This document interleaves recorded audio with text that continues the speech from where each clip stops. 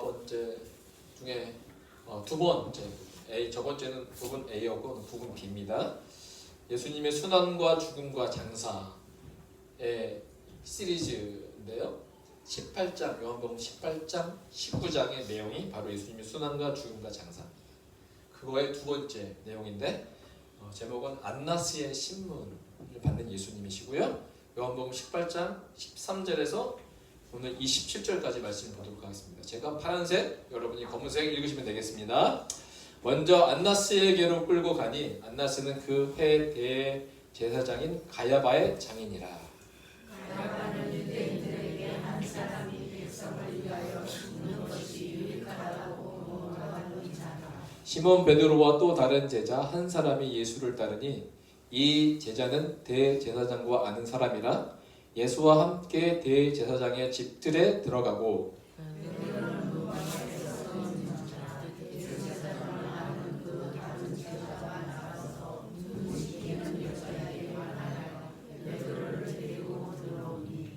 문 지키는 여종이 베드로에게 말하되 너도 이 사람의 제자 중 하나가 아니냐 하니 그가 말하되 나는 아니라 하고 그때가 충무로 종과 햇사람이 불을 피우고 서서 재니 베드로도 함께 서서 재려하라.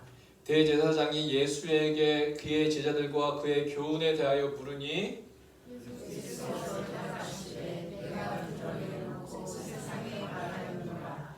모든 유대인들이 모이는 회당과 성전에서 항상 가르치고 은밀하게는 아무도 말하지 아니하였거늘 어찌하여 내게 묻느냐? 내가 무슨 말을 하였는지 들은 자들에게 물어보라. 그들이 내가 하던 말을 아느니라. 이 말씀을 하시매 곁에 섰던 아랫사람 하나가 손으로 예수를 쳐 이르되 네가 대제사장에게 이같이 대답하느냐 하니 예수께서 대답하시되 내가 말을 잘못하였으면 그 잘못한 것을 증언하라. 바른 말을 하였으면 내가 어찌하여 나를 치느냐 하시더라. 안나스가 예수를 결박한 그대로 대제사장 가야바에게 보내니라. 시몬 베드로가 서서 불을 대더니 사람들이 묻되 너도 그 제자 중 하나가 아니냐. 베드로가 부인하여 이르되 나는 아니라 하니 대제사장의 종 하나는 베드로에게 귀를 잘린 사람의 친척이라 이르되 내가 그 사람과 함께 동산에 있는 것을 내가 보지 아니하였느냐. 이에 베드로가 또 부인하니 곧 닭이 울더라. 아멘. 여기까지 읽겠습니다. 예수님의 순환과 죽음과 장사의 이야기죠. 오늘 두 번째 이야기입니다. 오늘 그 본문의 구절은 13절에서 27절까지 이르는 말씀인데요. 오늘 보면 오늘 본문의 형식, 이제 계속 키아짐이라고 말하고 있는데 이렇게 구성되어 있어요. 베드로, 가야바의 장인인 안나스의 집에서 첫 번째 예수를 부인하는 장면이 나옵니다. 근데 이게 어떻게 반복이 되느냐? 저기 A에서 예수가 안나스에게 가야바에게로 회부되는 동안 두 번째 그리고 세 번째 베드로가 예수를 부인하는. 그러니까 첫 번째 부인하는 것과 두 번째, 세 번째 부인하는 것을 지금 서로 말하고 있습니다. 겹쳐지고 있습니다.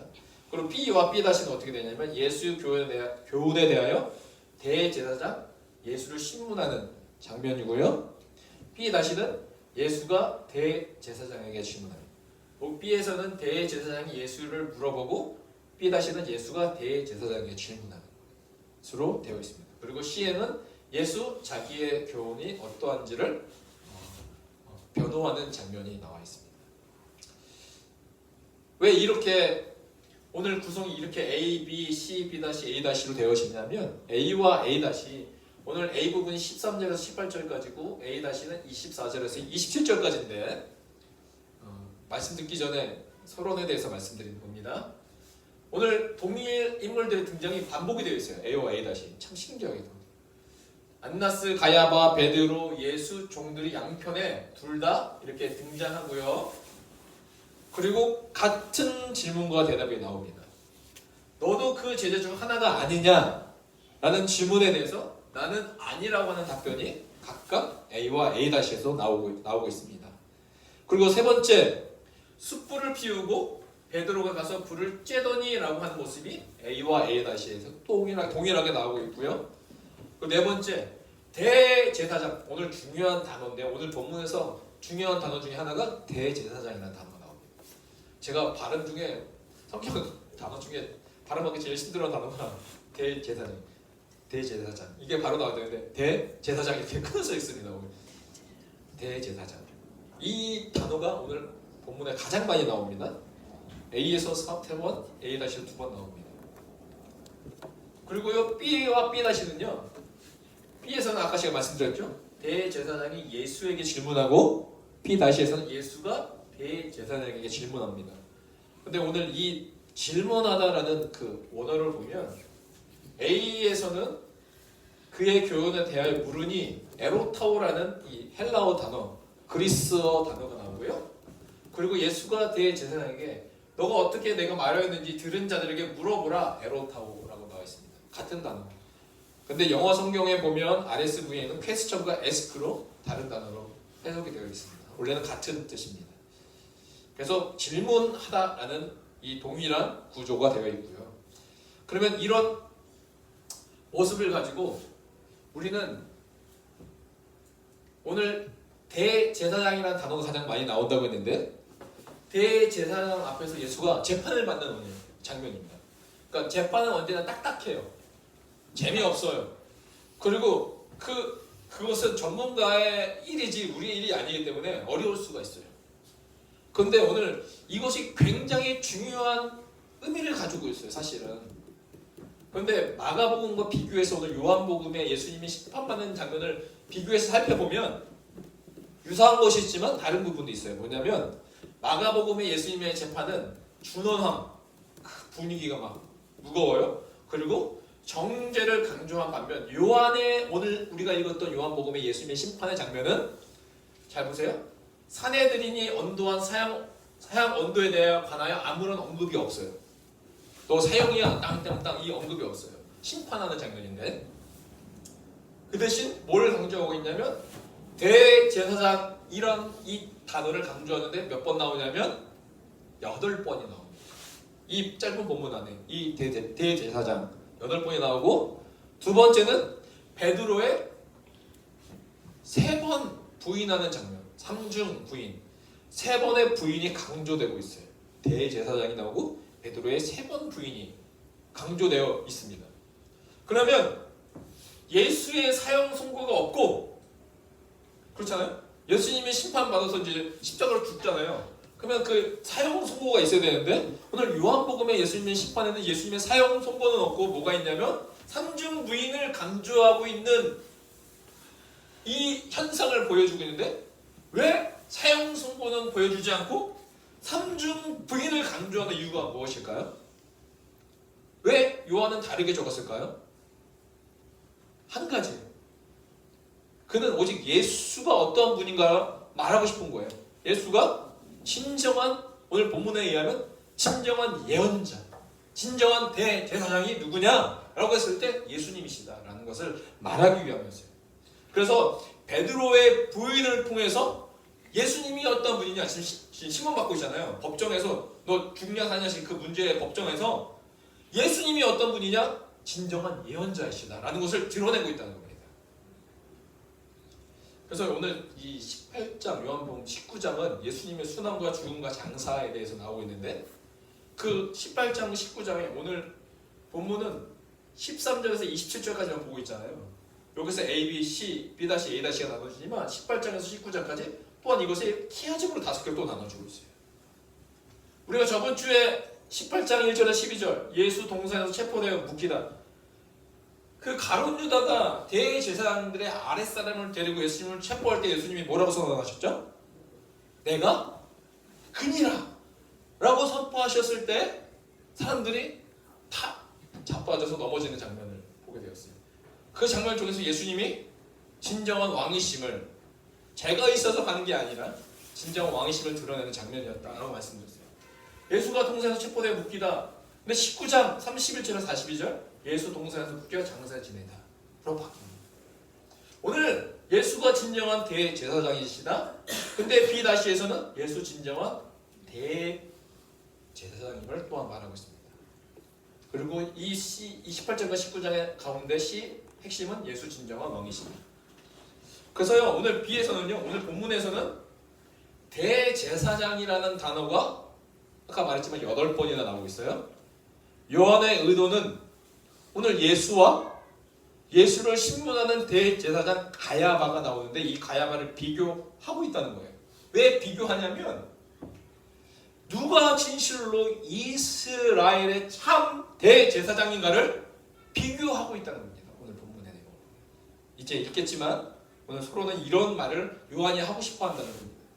즉 참 대제사장이 안나스, 가야바가 아니라 바로 예수 그리스도가 참 대제사장이다 라고 오늘 요한은 강조하고 있습니다.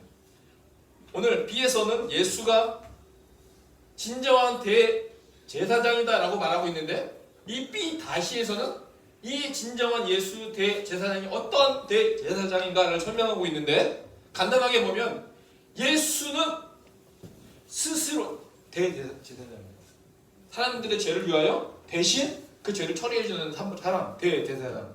근데 예수는요, 스스로의 희생의 제사들을 어린 양, 그분이 스스로의 희생의 제사들을 대제사장으로 묘사하고 있는데 마치 이삭이 자기 희생을 올려놓을 나무단을 쥐고 간 것과 같이 예수님이 자신이 묶일 십자가를 쥐고 그 길을 가신다라는 설정을 갖고 있다는 것입니다. 그러면 오늘 본문의 A로 가면 13절에 먼저 안나스에게로 끌고 가니 이제 가룟 유다가 아랫사람을 데리고 예수를 잡았잖아요. 그리고 누구에게로 예수님을 이끌어 갔냐면 안나스에게로 끌고 갔다는 말이 있습니다. 근데 안나스는 그 해의 대제사장인 가야바의 장인이라고 말하고 있습니다. 가야바의 장인. 이 안나스가 누구냐면 짧게 보면 안나스는 기원전 6년부터 15년까지 대제사장이었어요. 그런데 그 대제사장 임명은 이스라엘 사람들 안에서 스스로 임명하고 계속 이어져 왔을 거 아니에요? 그런데 로마의 총독인 그라투스라고 말하기도 하고 그라터스라고 말하기도 중요하지 않아요. 한국말은. 그라터스에 의해서 로마 총독에 의해서 해임이 됩니다. 너 하지 마. 그런데 유대인들은 로마가 해임했다고 우리가 해임할 수 있는 건 아니에요. 우리가 뽑은 사람이기 때문에 그들의 말을 듣지 않았어요. 로마 총독의 말을 듣지 않았어요. 그래서 유대인들은 로마에 의해 해임된 사실을 인정하지 않았어요. 여전히 안나스는 유대인들로부터 대제사장의 대우를 받고 있어요. 그러니까 예수를 잡고 해임되는데도 불구하고 예수를 안나스에게 끌고 갔다는 겁니다. 이 말은 뭐냐면 아직도 안나스는 이스라엘 사람들에게 대제사장이라는 그 대우를 받고 있다는 증거죠. 그래서 유대인들은 바로 예수를 안나스에게로 보내는 것이었습니다. 근데 14절 가야바는 이렇게 나왔어요. 13절 안나스에게로 끌고 가니 안나스는 그 해의 대제사장의 가야바의 장인이라. 근데 가야바의 장인 안나스. 근데 가야바에 대해서 말합니다. 14절부터. 가야바는 유대인들에게 한 사람이 백성을 위하여 죽는 것이 유익하다고 권고하던 자로라 라고 예언했던 인물이에요. 그러니까 대제사장인데 예언했어요. 어떤 예언이에요? 유대인들에게 한 사람이 백성을 위하여 죽는 것이 유익하다고 권고하던 자로라. 그런데 요한이 갑자기 이 가야바에 예언했던 장면을 오늘 다시 가져와서 적은 이유가 뭐냐면 이거예요. 저자 요한은 대제사장 가야바가 진짜 예언자가 아니라 거짓 예언자다라는 것을 드러내고 싶어요. 왜냐? 예수와 대제사장 가야바, 안나스가 있는데 이 둘 중에 진정한 예언자가 누구냐? 바로 예수님인데 가야바는 자기도 알지 못한 예언을 했던 거짓 예언자예요. 사실 자기가 무슨 말을 했고 어떤 예언을 했는지 알아요, 몰라요? 모르잖아요. 자 보세요. 11장 요한복음 10장 50절에 이 사람이 이렇게 말을 했어요. 한 사람이 백성을 위하여 죽어서 온 민족이 망하지 않게 되는 것이 너희에게 유익한 줄을 생각하지 아니하는도다 하였으니 이 말은 스스로 함이 아니요 그 해의 대제사장이므로 예수께서 그 민족을 위하시고 이 말은 스스로 함이 아니요 자기 자신도 무슨 말을 했는지 모르고 말했다는 겁니다. 그러면 오늘 18장 14절과 11장의 50절을 두 가지를 같이 비교해서 보면 다시 한번 읽을게요. 가야바가 무슨 말을 했는지, 어떤 예언을 했는지 다시 설명을 해드리려고 하는 거예요. 가야바는 유대인들에게 한 사람이 백성을 위하여 죽는 것이 유익하다고 권고하던 자라. 근데 이 말이 무슨 뜻이냐면 11장 50절에 한 사람이 백성을 위하여 죽어서 온 민족이 망하지 않게 되는 것, 그것이 더 유익하다라고 말했는데, 사실은 이 가야바가 말했던 의도가 뭐냐면, 진짜 의도는 예수님이 죽어서 우리의 민족을 죄에서 해방시키는 것이 더 좋다라는 의미로 말한 것이 아니라, 이 가야바가 말했던 이 한 사람이 백성을 위해 죽어서 온 민족이 망하지 않게 되는 것, 그것은 예수의 죽음이 유대인이 로마로부터 파괴적으로 당하고 그 어려움과 고난을 겪는 것을 한 사람이 죽어서 이 민족이 살아가는 것이 더 유익하다는 의미로 말했다는 겁니다. 그러니까 죄로부터 해방을 말하는 것이 아니라 로마로부터 해방을 말하는 것이었어요. 이해 가셨죠? 그러니까, 그런데 지금 이 자기가 예언한 이 한 사람이 지금 예수님이 그 바로 앞에 지금 있는 거예요. 그런데 바로 앞에 있는데도 그 한 사람인지 아닌지도 모르고 있는 이 가야바. 그러니까 진정한 예언자가 아니라 거짓 예언자다라는 것을 요한이 설명하고 있는 겁니다. 반면에 예수님은 어떠한 분이시죠? 오늘 요한은 예수를 어떻게 말하고 있냐면, 가야바는 자기가 예언했는데도 그 예언은 그 사람이 앞에 있는데도 알지 못했는데, 그 반면에 예수님은 어떠한 사람이냐고 말하고 싶었냐면, 잘 보세요. A17 17절에 문지키는 여종이 베드로에게 말하되 너도 이 사람의 제자 중 하나가 아니냐 하니 그가 말하되 나는 아니라 하고, 예수님이 지금 심판을 받고 있는데, 신문을 받고 있는데 갑자기 이 베드로의 부인이 나와요. 그래서 여기 나는 아니라 하고 A에서 한 번 부인합니다. 그리고 A 다시 와서 두 번째 부인해요. 베드로가 부인하여 이르되 나는 아니라 라고 두 번째 부인하고 26절 27절에 이르러서 이에 베드로가 또 부인하니, 또 부인할 때, 세 번째 부인할 때 어떤 현상이 일어났어요? 곧 닭이 울더라. 이 말의 뜻이 무엇이냐? 이전에 예수가 베드로에게 하신 예언이 있었어요. 그 예언은 닭이 울기 전에 나를 몇 번 부인한다고요? 3번 부인할 것이다 라는 예수님의 예언이 있었어요. 이 예언이 오늘 정확히 맞아떨어지는데, 언제 맞아떨어졌어요? 예수님이 가야바에게 신문을 당했대. 근데 그 가야바는 한 사람이 죽으면 온 민족이 낫다라고 했던 그 거짓 예언자. 그 거짓 예언자 앞에서 예수님의 예언이 오늘 정확하게 맞아떨어지고 있어요. 그러니까 요한은 말하고 있는 거예요. 누가 진정한 예언자인가를 비교하고 있다는 거예요. 진정한 예언자는 안나스도 아니고 가야바도 아니라 바로 예수 그리스도, 오늘 이 잡혀가지고 온 신문을 받고 있는 그 예수가 진정한 예언자다라고 말하고 있는 거예요. 그러면서 15절에 이렇게 진행되고 있어요. 시몬 베드로와, 제가 다른 글씨체로 적었죠. 누가 나와요? 또 다른 제자. 이상하지 않아요? 시몬 베드로는 적었어요. 이름을. 또 다른 제자 이름을 적었어요? 안 적었어요? 왜 안 적었죠?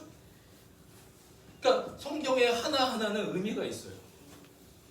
왜 그렇게 했을까? 15절에 시몬 베드로와 또 다른 제자 한 사람이 예수를 따르니, 이 제자는 또 이름 안 해요. 대제사장과 아는 사람이라고. 예수와 함께 대제사장의 집들에 들어가고 베드로는 문 밖에 서 있는지라 대제사장을 아는 그 다른 제자가, 이름 말하면 짧게 말하는데 길게 말하잖아요. 이름을 말 안 하니까. 문 지키는 여자에게 말하여 베드로를 데리고 들어오니. 여기에서 등장하는 또 다른 제자는 누구일까요? 여러분 아시죠? 다 아시는 사람이에요. 베드로의 이름은 말하면서 또 다른 제자의 이름은 말하지 않았어요. 두 번째, 그러면 또 다른 이 제자는 다락방에 많지 않아서 언급된 사랑받는 제자입니다. 누구죠? 네. 그리고요, 십자가 아래에서 머물러 있는 사랑하시는 제자에게 예수님은 보라 내 어머니라 라고 말씀하십니다. 그 후 이 제자는 예수의 어머니를 자기 집으로 모시고 삽니다. 그리고 네 번째, 부활의 새벽에 베드로와 함께 무덤으로 달려간 제자. 그리고 다섯 번째, 다른 제자들과 같이 갈릴리 바다에 모인 곳에 등장하는 제자인데 7절에 예수께서 사랑하시는 그 제자가 이름을 말하잖아요. 끝까지 이름 말하잖아요. 예수께서 사랑하시는 그 제자가 베드로에게 이르되 주님이시라 하니 시몬 베드로가 벗고 있다가 주님이라는 말을 듣고 겉옷을 두른 후에 바다로 뛰어내리더라. 이 사람이 누구일까요? 그의 정체는 마지막 요한복음 21장에 나타납니다. 계속 또 다른 제자, 또 다른 제자, 예수께서 사랑하시는 그 제자 그렇게 계속 말하다가 마지막에 자신을 드러내고 있어요. 21장 24절에 이 일들을 증언하고 이 일들을 기록한 제자가 이 사람이라. 누구죠? 네, 요한이죠. 바로 요한복음의 저자 요한이에요. 그럼 우리는 물어봐야 돼요. 왜? 요한은 자기의 이름을 철저하게 가렸을까요? 단 한 가지예요. 자기 자신을 철저하게 숨기고 가리려고 했어요. 왜 그랬을까라는 질문을 우리는 이 성경을 보면서 던져야 돼요. 던지면 예수님이 대답해 주십니다. 요한은 한 가지예요. 자신은 가리고 오직 예수님만을 드러내기로 원했어요. 즉 가야바가 아닌 예수님만이 진정한 대제사장이 되시며 진정한 예언자이심을 말하고 싶었습니다. 그럼 그가 드러나면 안 돼요. 그래서 예수님만을 높이고 요한은 사라지고 낮아지기를 원했을 겁니다. 또한 이후에 예수님의 신문을 받으시는 내용이 이어져요. 그 내용을 또 보면 이 자기의 이름을 가리면서 예수님이 진정한 대제사장이고 예언자이심을 드러내는 동시에 계속 요한의 글은 예수님의 신문 받는 내용으로 이어집니다. 19절에 대제사장이 예수에게 그의 제자들과 그의 교훈에 대하여 물으니 예수께서 대답하시되 내가 드러내놓고 세상에 말하여노라. 모든 유대인들이 모이는 회당과 성전에서 항상 가르쳤고 은밀하게는 아무것도 말하지 아니하였다라고 말씀하십니다. 예수가요 안나스에게 신문 당하시는 장면이 오늘 나와요. 그런데 예수가 안나스에게 신문 당하신 일을 거론하는 목적이 뭐냐면 왜 예수가 안나스에게 신문 당하는 일을 오늘 설명하고 있는 이유는 단 한 가지예요. 예수가 대제사장이 되시며 진정한 예언가가 되실 뿐만 아니라 그 참되신 대제사장과 예언자가 되신 예수는 어떤 분이냐? 바로 죄가 없으신 분이시다. 예수의 무죄를 변증. 보세요. 교훈이 뭐야? 너 어떻게 가르쳤어? 너 제자들과 너의 교훈이 어떻게 문제가 있길래 어떤 거 가르쳤지?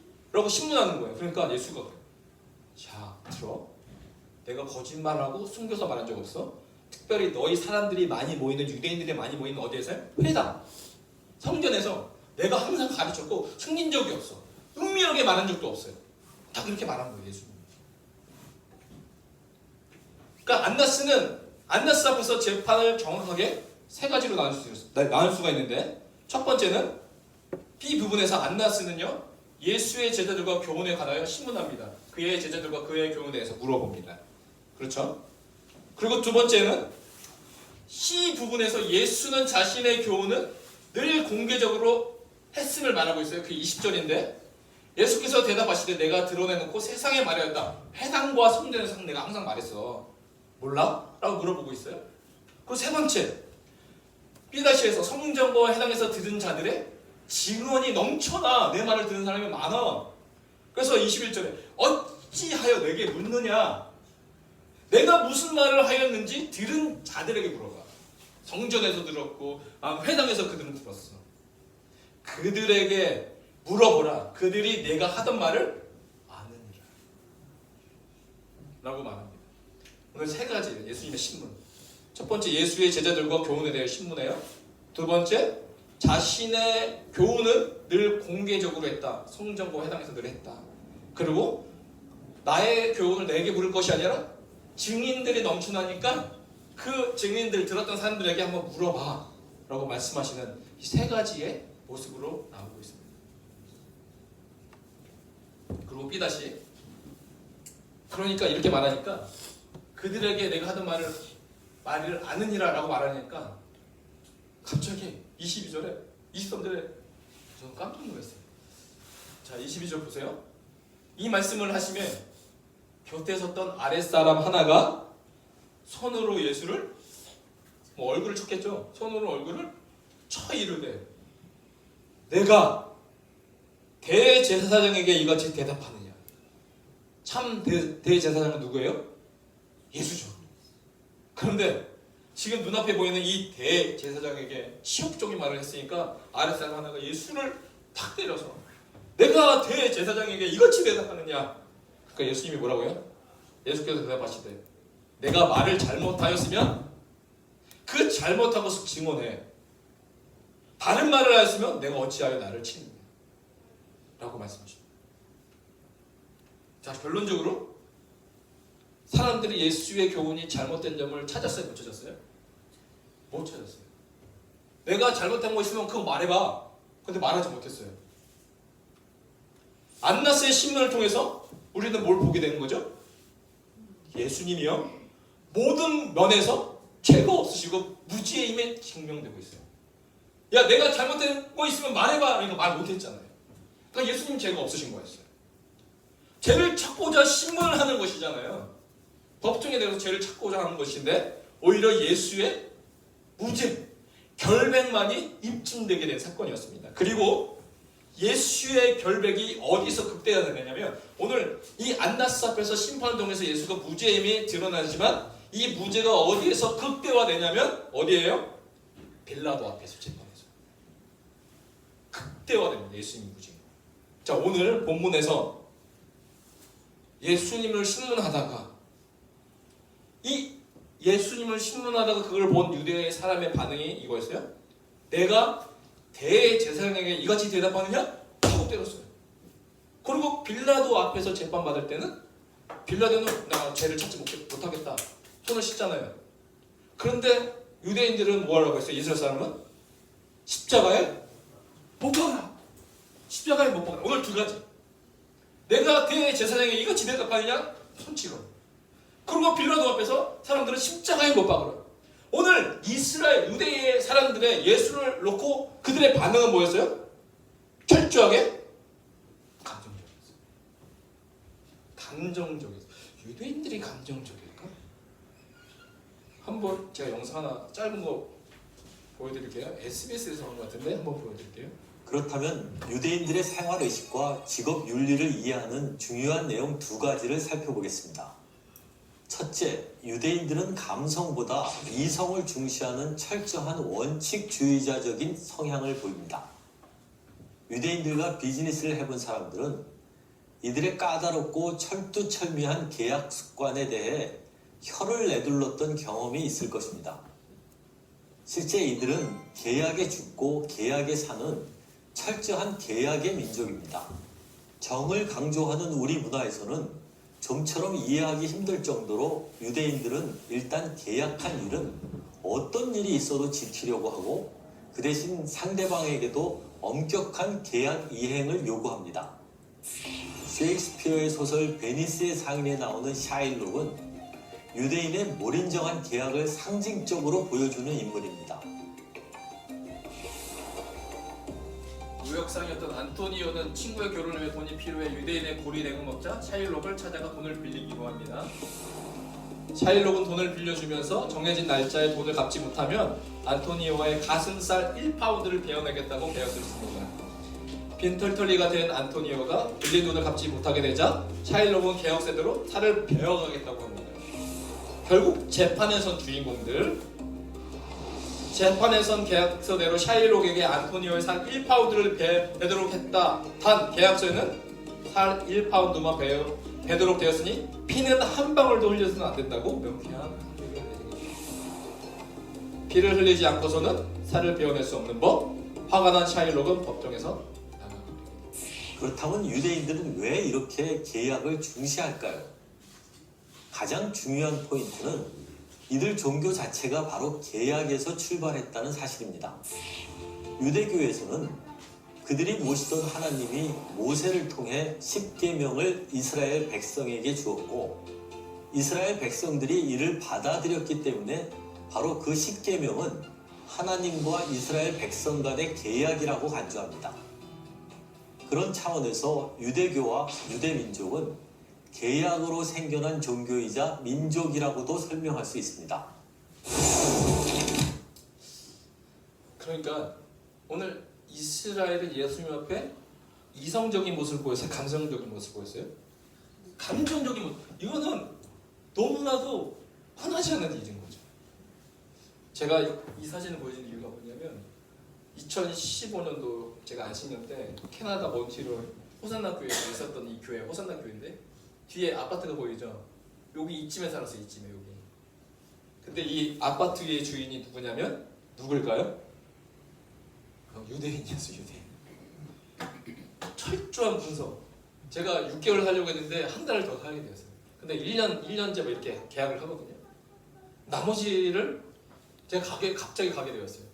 그때 담임 목사님이 큰일 났다고 얘네들 이거 계약서 다 있고 하는데 법적으로 걸면 우리가 질 거라고 뭐 그런 겁을 주시는데 저 갑자기 막 긴장이 되고 막 어떻게 하죠 뭐 저는 갑자기 이제 이 목사님이 이 지역의 위주고 또 목사님이시다 보니까 이 건물이 또한 몬트리올 시에서 관리하는 이 건물이에요. 그래서 지역적으로 또 그러니까 이분이 레터를 장문의 레터를 막 쓰는 거예요. 그래서 유대인에게 보내줬어요. 다행히도 그 유대인은 그 레터를 보고 오케이 해줬어요. 그래서 무사하게 나왔는데 계약서를 쓸 수많은 계약서를 준단 말이에요. 집 계약서를. 근데 이 사람들은 몇 장 어디 A 무슨 조항에 무슨 말이 있는지 다 알고 있어요. 근데 우리는 계약서를 보면 봐요 안 봐요? 우리나라 대한민국 사람들 중에 그 특징 중에 하나가 전자제품을 사면 제품 설명서가 있잖아요. 유일하게 제품 설명서를 보지 않고 바로 사용하는 민족이 대한민족이에요. 근데 계약의 민족이에요. 오늘 말씀 보면 오늘 안나스의 신문을 통해 예수가 죄가 없음이 입증이 됩니다. 그런데 예수님은 어디에 길을 가세요? 십자가에. 그들은 감정에 막 이 계약, 그런 문서, 이성의 중심이 된 그 모든 사람인데 이성적으로 예수님의 책잡을 말이 하나도 없었던 거예요. 그러니까 감정에 의해서 예수님 때리기만 했던 거죠. 그러면 예수님의 무죄가 드러나면 그럼 이전의 삶으로 돌아가야 되는데 예수님은 어느 길로 가세요? 십자가의 길을 가신다는 거예요.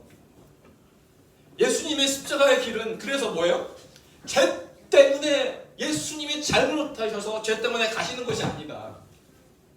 그것이 오늘 말씀인 안나스의 심판의 과정을 통해서 밝혀진 거죠. 유대인들에게는 뭐가 없어요? 이성은 없고 감정만 있었을 뿐이라는 것을 우리는 말씀을 통해서 보게 됩니다. 오늘 인류 구원을 위한 십자가의 길은 그래서요 자발적인 길이다. 예수님이 스스로 선택한 길이라. 죄가 없는 것이 분명히 드러나는데도 불구하고 십자가의 길을 가신다? 그 길은 예수님의 자발적인 길이다. 유대인들은 예수를 죽일 죄를 찾지 못했어요.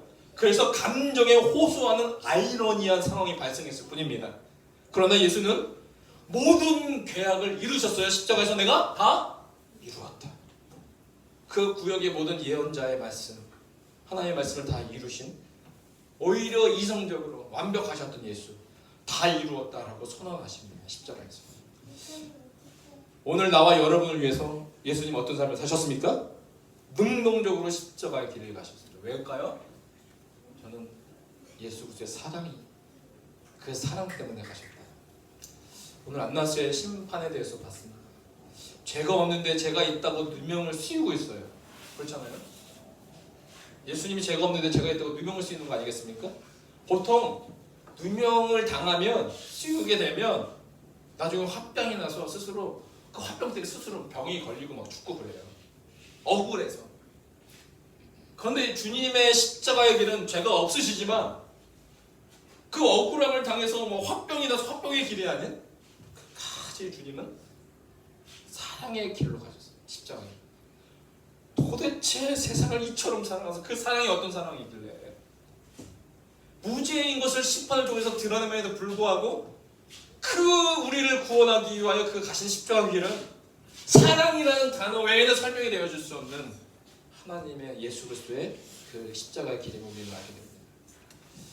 나를 위한 예수의 십자가는 죄가 아닌 나의 죄를 위한 길임을 믿고 그 예수님의 사랑에 감사하며 그 또한 그 사랑을 증거하는 대로 살아가기 원하십니다. 저는 이 사랑을 기억하며 주 앞에 나가기 주님을 축복합니다. 기도하겠습니다.